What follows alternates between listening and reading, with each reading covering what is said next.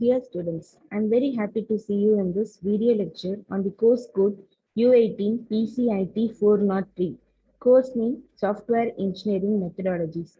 And I am D. Rukmani, Assistant Professor in the Department of Information Technology, working in Bharat Institute of Higher Education and Research, going to deliver you the video lecture on the topic Project Scheduling and Tracking. Software project scheduling. So the software project scheduling is an action that will distribute the estimated effort across the planned project duration by allocating the effort to the specific software engineering task. So here the software project scheduling, which is an action that will distribute the estimated effort across the planned project duration by allocating the effort to the specific software engineering task. So the scheduling for the software engineering products that can be viewed from two rather different perspectives. In the first, an end date for release of the computer-based systems that has already and irrevocably been established. The software organization is constrained to distribute the effort within the prescribed time frame. The second, which is a view of the software scheduling that assumes the rough chronicle bounds have been discussed, but that at the end date it is set by the software engineering organizations. Basic principles. The first one is the compartmentalization. The project that must be compartmentalized into a number of manageable activities and the tasks. To accomplish the compartmentalization, both the product and the process are defined. Interdependencies. The interdependencies of each compartmentalized activities are the tasks that must be determined. So some tasks that must occur in the sequence, while the others can occur in parallel. Some activities cannot commence until the work product produced by the another is available. The other activities that can occur independently. So these are the two principles. The first one is the compartmentalization. The second one is the interdependency. Next will be the time allocation. So each task to be scheduled must be allocated some number of work units. Example, per person days of efforts. So here the time allocation. So each task to be scheduled must be allocated some number of work units. In addition, each task must be assigned a start date and a completion date that are a function of the interdependencies and whether the work will be conducted on a full-time or the part-time basis. The next is the effort validation. Every project that has a defined number of people on the software teams. As the time allocation occurs, you must ensure that no more than the allocated number of people has been scheduled at any given time. For example, consider a project that has a 3 assigned software engineers. Example, 3 person days are available per day of assigned efforts. On a given day, 7 concurrent tasks must be accomplished. So each task will require a 0.50 days of efforts. More effort has been allocated than there are people to do the work. So these are the basic principles which comes under the software project scheduling. The first one is the compartmentalization. The second one is the interdependencies. The third one will be the time allocation. And the fourth one will be the effort validation. Next, we are going to see in detail about the defined responsibilities.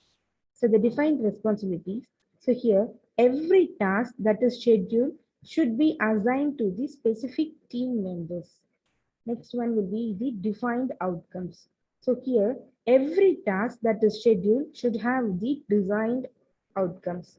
For the software projects, the outcome is normally a work product, that is the design of a component or a part of the work product. The work products are often combined in deliverables.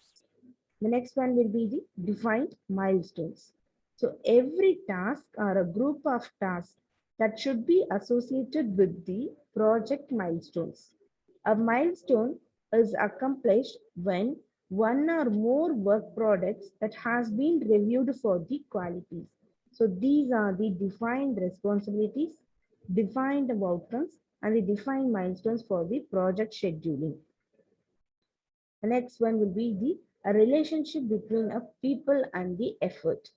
So L is related to effort and the development time by the equation. So L is equals to P star E1 by 3 into T4 divided by 3. So this is a relationship between the people and the effort. So here the L is related to the effort and the development time by the equation. So L equal to P star E1 by 3 T4 by 3. So rearranging this software equation, we can arrive an expression for the development effort E. So by rearranging the software equation, so we get E is equal to L3 by P3 into T4. Next will be the effort distribution. A recommended distribution of effort across the software process, which is often referred to as the 40-20-40 rule. So the effort distribution, we have been seeing the recommended distribution of the effort, which across the software process, which is often referred to as 40-20-40 rule. The 40% of all the effort is allocated to the front-end analysis and the design. A similar percentage is applied to the back-end testing. The 20% of effort is de-emphasized in the coding.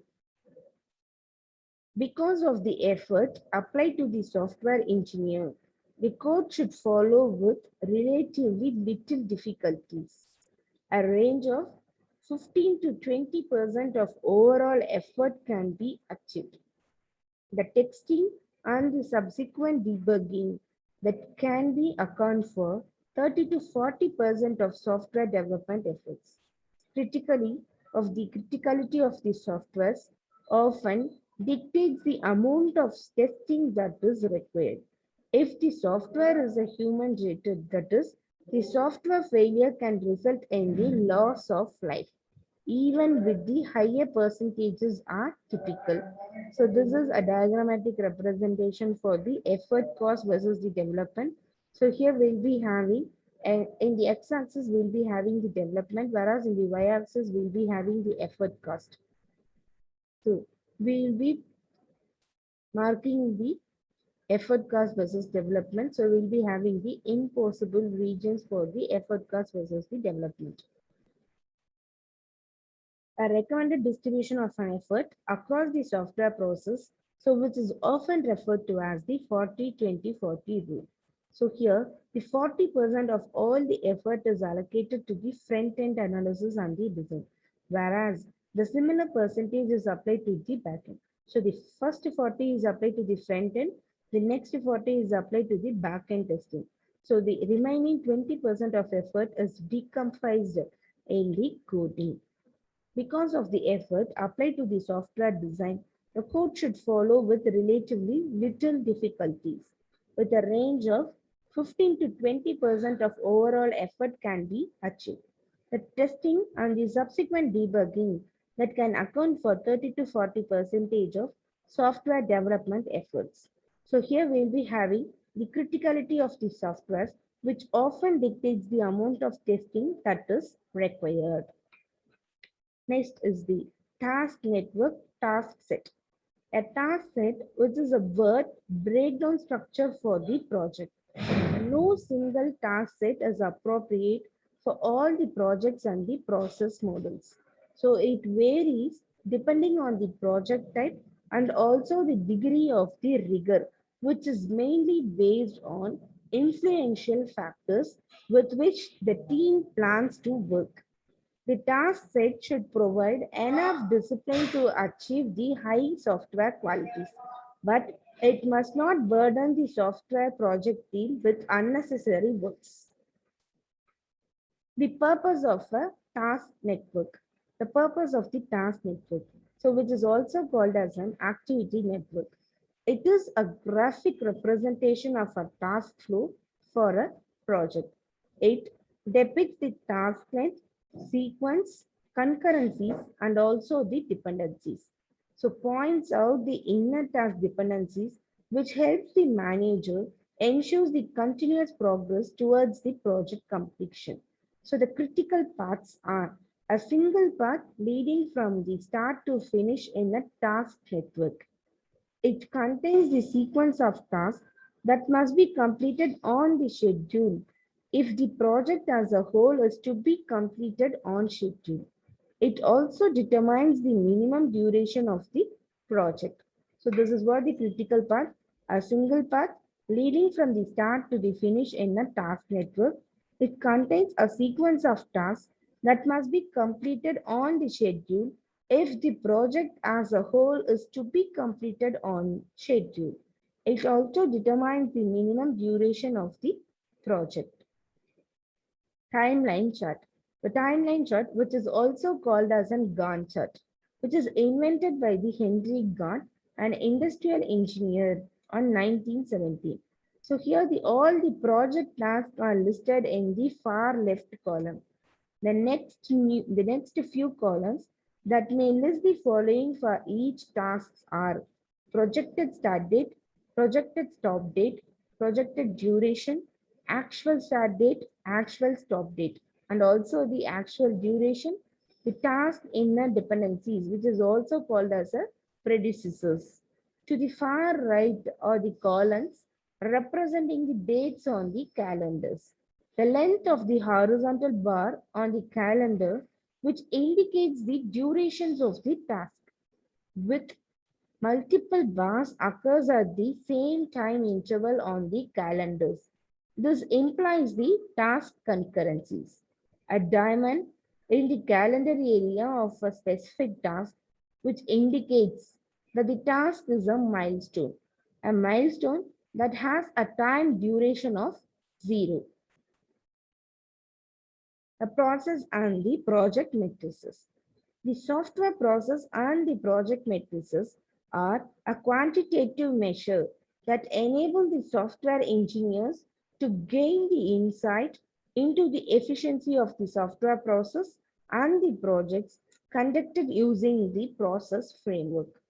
In the software project management, we are primarily concerned with the productivity and the quality matrices. There are 4 reasons for measuring the software process, products, and the resources. The 4 reasons are to characterize, to evaluate, to predict, and also to improve. So these are the 4 reasons which are used for measuring the software process, products, and the resources.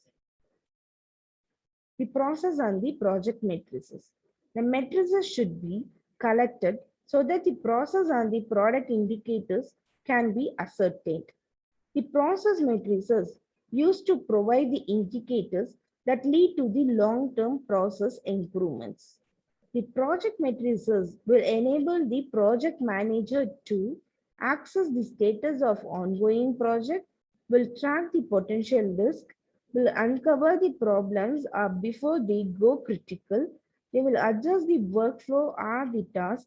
At last, they will be evaluating the project team's ability to control the quality of the software work products. So these are the project matrices that will enable the project manager to do. Next will be the process metrics. The private process metrics and the public process metrics. The first is the private process metrics. The private process metrics are only known to by the individuals or a team concerned. Example, defeat rates by individual or the modules. The public process matrices will enable the organizations to make the strategic changes to improve the software process. Here, the matrices should not be used to evaluate the performance of the individuals. The statistical software process improvement will help the organization to discover whether they are strong and where they are weak. Statistical process control. Errors are categorized by their origin, the record cost to correct each errors and the defects, We will be counting the numbers of errors and defeats in each category, overall cost of errors and defeats computed for each category. They will be identifying the category with greatest cost to organization. At last, they will be develop the plans to eliminate the most costly classes of errors and the defects, or at least reduce their frequencies. Project matrices. A software team can use the software project matrices to adapt the project workflow and the technical activities. The project matrices are used to avoid the development schedule delays, to mitigate the potential risk, and to access the product quality on an ongoing basis. Every project should measure its inputs, outputs, and also the results. Software measurement. Direct process measures will include the cost and effort. The direct process measures include the lines of code, that is LOC, and the execution speed, memory size, defects reported over some time periods. Next is the indirect product measures, which examine the quality of the software products itself. Examples are complexity, efficiency, maintainability. Size-oriented matrices. The size-oriented matrices are derived by normalizing, which is also called as dividing any direct measure associated with the product or the project by lines of code. The size-oriented matrices are widely used, but their validity and the applicability is widely debated. Function-oriented matrices. The function points are computed from the direct measures of the information domain of a business software application and assessments of its complexities. Once computed function points are used like LOCs, they will be normalized the measures for the software productivity, quality, and other attributes too. The relationship of LOC and the function points, which mainly depends on the language used to implement these softwares. Reconciling LOCs and FP matrices. The relationship between the LOC and the function points, which depends upon the programming language that is used to implement the software and the quality of the design. The function points and the LOC based matrices that have been found to be relatively accurate. Predictors of software development effort and the cost. Using LOC and PF of the estimation, a historical baseline of information must be established. Object-oriented matrices. Number of scenario scripts, that is NSS, number of key classes, which is NKC, number of support classes. Examples are user interface classes, database access classes, computation classes, etc. Average number of support classes per key class. Last will be the number of subsystems, which is NSQB. Next is the use case oriented matrices, which describes the use of visible functions and features in the language independent manner. The number of use case, which is directly proportional to LOC, that is the size of the application and the number of test cases needed. However, use cases do not come in standard sizes and the use as normalization measure is suspect. The use case points have been suggested as the mechanism for estimating the efforts. Next will be the web app project matrices. Here we'll be having a number of static web pages, which is NSP, the number of dynamic web pages, which is NDP, customization index. The formula C is equals to NSP, that is the number of static web pages divided by the number of dynamic web pages plus the number of static web pages. So which is called as the customization index. Next, we'll be having a number of internal page links, a number of persistent data objects, number of external systems interfaced, number of static content objects, dynamic content objects, and at last we'll be having a number of executable functions. So these are the web app project matrices. Next will be the software quality matrices. Factors accessing the software quality that comes from the three distinct points of views that are a product operation, a product revision, and at last will be the product modifications. With the help of three distinct points of views only, the software quality occurs. The software quality factors requiring the measures include correctness, which is defects per KLOC. Maintainability means time to change. Integrity means threats and securities. Usability, which is easy to learn, easy to use, productivity improves, and at last will be the user attitudes. Defect removal deficiencies, that is DRE, is a measure of the filtering ability of a quality assurance and the control activities as they are applied throughout the process framework. So the defect removal efficiency, which is DRE, equal to E divided by E plus T, where E is referred to as a number of errors found before delivering of the work product, where D is equal to a number of defects found after the work product delivery. The next will be the integrating matrices with the software process. Many software developers do not collect the measures. Without measurement, it is impossible to determine whether a process is improving or not. The baseline matrices data should be collected from a large representative sampling of the past software projects.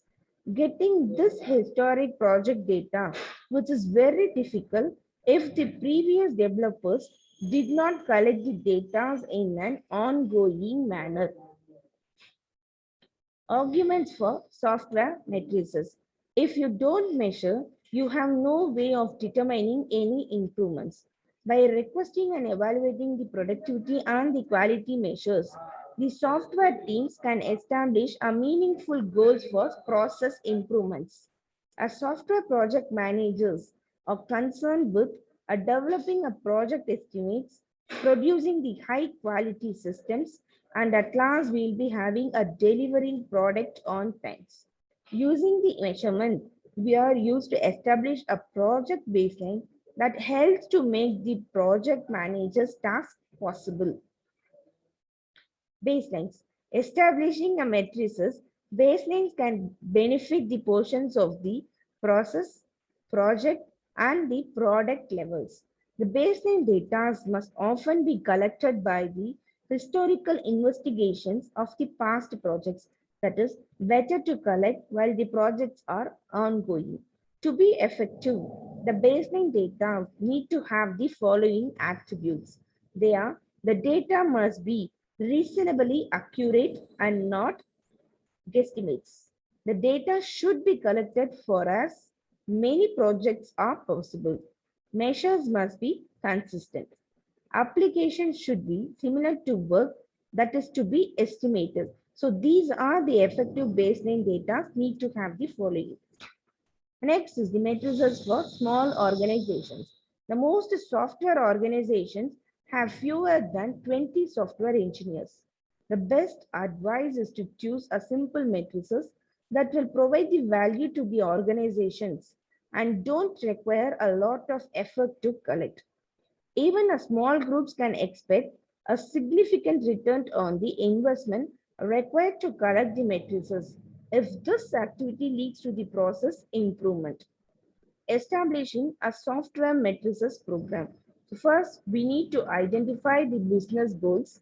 Then we need to identify what you want to know. We need to identify the sub goals. After identifying it, we need to identify the sub goal entities and the attributes. After identifying all these, we need to formalize the measurement goals. Next, we need to identify the quantifiable questions and indicators which are related to the sub-goals. We need to identify the data elements needed to be collected to construct the indicators. We need to define measures to be used and we need to create the operational definitions for them. At last, we need to identify the actions needed to implement the measures and we need to prepare a plan to implement all those measures. Next will be the effort distribution. So this one we have already seen, which is a process. We'll be having a 40-20-40 rule. So here a 40% of all the effort is allocated to the front end analysis and the design, whereas the remaining 40, which is applied to the back end testing. The remaining 20% of the effort is de-emphasized in the coding. Because of the effort applied to the software design, the code should follow with the relatively little difficulties. The range of 15 to 20% of overall effort that can be achieved. The testing and the subsequent debugging can account for 30 to 40% of software development efforts. The criticality of the software often dictates the amount of testing that is required. If a software is human rated, that is, a software failure can result in the loss of life. Even the higher percentages are typical. Decomposition. The decomposition approach was discussed from two different points of view.